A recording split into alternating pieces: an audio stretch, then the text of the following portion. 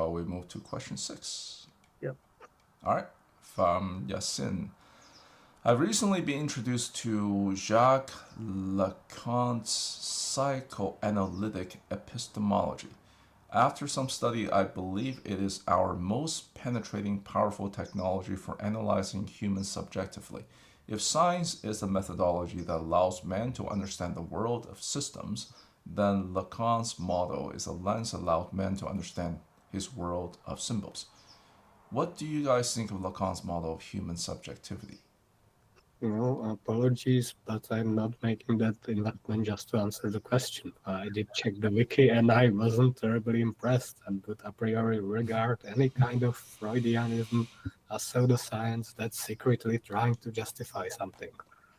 You'd have to be more specific about why you think it's so good, why you think it's the best description of some phenomenon that isn't so much better described elsewhere. Sorry for non-answer. Well, it is an answer. You said it's pseudoscience. All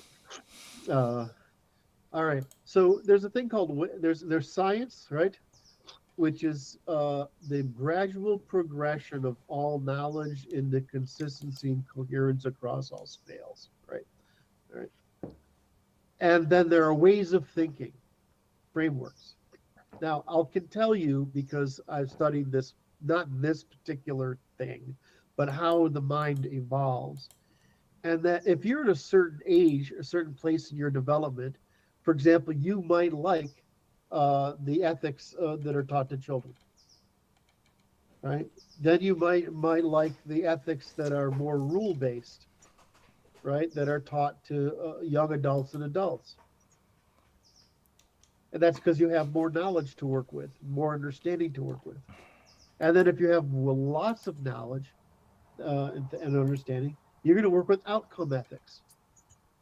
And so during your life, you move from something that is easily imitable, right?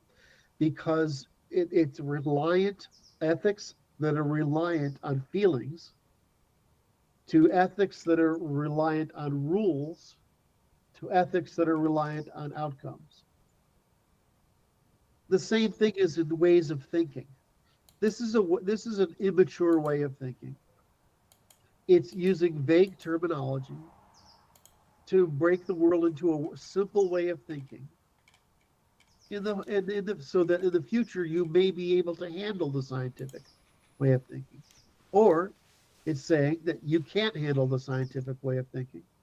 And so you can come up with this story.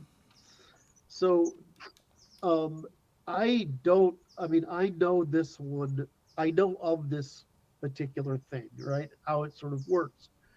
But there are much better, clearer, less mythical, because this is a mythic, it's a mythicism, right? It's a way of thinking. It's not a way of you learning how to think operationally about the world and how it really works.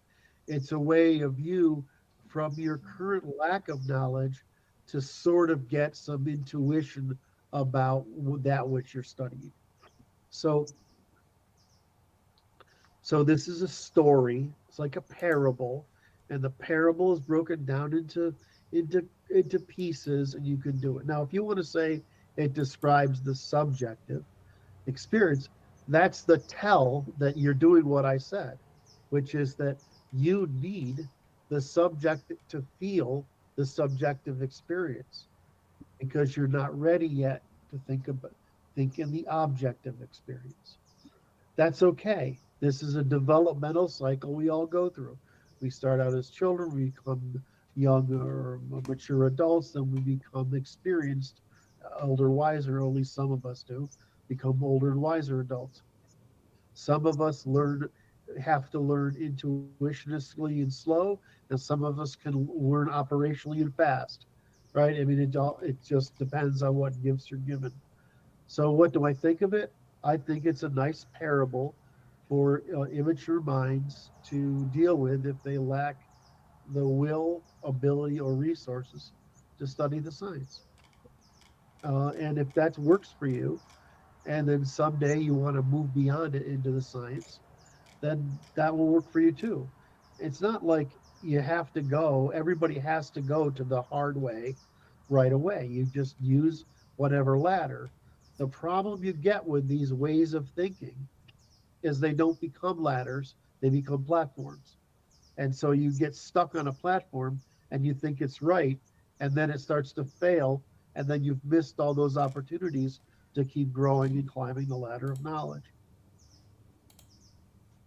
Well, I'm happy to give him benefit of the doubt that there were some real insights, but I need to see specific claims to evaluate. I'm just not going to read the whole book. It's very simple, Martin. It's not complicated enough. Not complicated at all.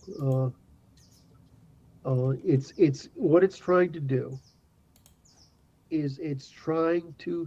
A lot of people live in intuition. Some of us learn to live in to experience intuition and to hold that separate from reason, and so that we can make use of both. Some people have a very difficult time trying to reason anything without preservation of access and use of intuition. And so, what these things do is they give people the tools to understand the way they can understand, which is with intuition, and maybe eventually they'll learn enough to be able to move to understanding with reason and relying on intuition. But thinking objectively is hard. I mean, it's easy for you. I mean, you're a fucking master of it. But is it easy for you? What? It also took time and constantly willing to update. Correct. All right. What else?